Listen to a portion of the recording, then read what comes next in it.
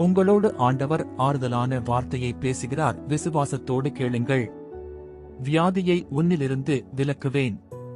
யாத்திராகமம் 23:25. உங்கள் தேவனாகிய கர்த்தரையே சேவிக்கக் கடவீர்கள். அவர் உன் அப்பத்தையும் உன் தண்ணீரையும் ஆசீர்வதிப்பார். வியாதியை உன்னிலிருந்து விலக்குவேன். நாம் ஆராதிக்கிற தேவன் வியாதியை விலக்கிப் போடுகிறவர். உலகத்தில் இருக்கிற வியாதிகளில் அநேக வியாதிகளுக்கு மருந்து கண்டுபிடித்தார்கள். அநேக வியாதிகளுக்கு மருந்து கண்டுபிடிக்கவில்லை. ஒருவேளை மருந்து இருந்தாலும் நாம் மருத்துவரிடம் செல்லும்போது, இந்த மருந்தை சாப்பிடுங்கள், வந்த வியாதி ஒரு சில நாட்களில் போய்விடும் என்று சொல்லுவார்கள். எவ்வளவு பெரிய மருத்துவராக இருந்தாலும் நான் உன் நோயை குணமாக்குவேன் என்று சொல்வதில்லை.